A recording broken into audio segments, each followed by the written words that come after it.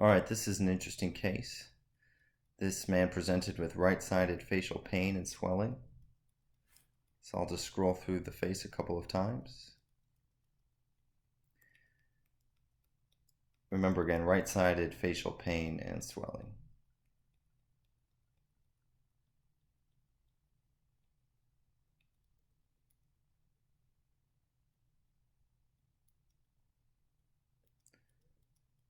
Okay, and I'll stop right there. You probably noticed that the right parotid gland is enlarged and hyper-enhancing relative to the contralateral side.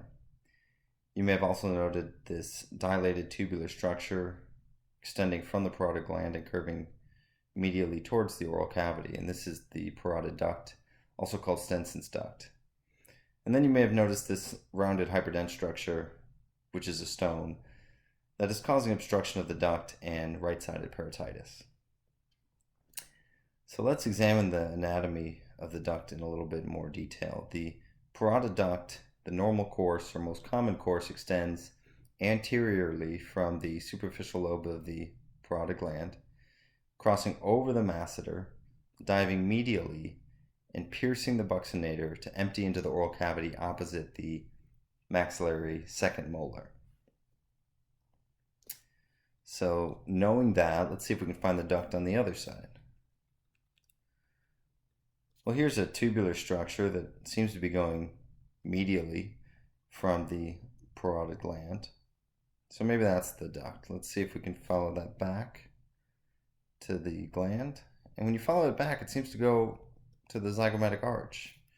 And when I follow it inferiorly, it seems to go more anterior than where I would expect the second molar to be.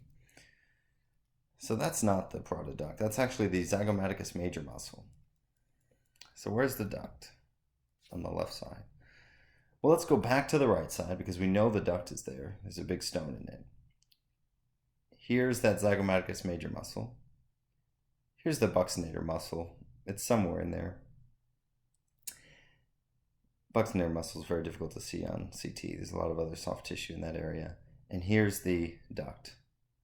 And the zygomaticus major muscle, the buccinator, and the duct form this triangle. And in the middle of that triangle is the facial vein. So now that we know this anatomic relationship, let's go back to the left side. See if we can figure out where that duct should be. All right, so here's that zygomaticus major muscle. Here's the buccinator muscle. Here's the enhancing facial vein. So the posterior leg of that triangle should be the duct and should be right behind that facial vein. And you don't really see it, and that can be normal. If it's not dilated, it may be imperceptible. There might be a little wisp of it right here. That seems to be opposite the maxillary second molar, or the expected location of the maxillary second molar. So anyways, I hope this anatomic relationship is helpful in finding the duct. It's important to look for the duct, especially when you have a unilateral parotitis, because there's a broad differential. Does include viral and bacterial infections, but also includes obstruction from stones within the duct.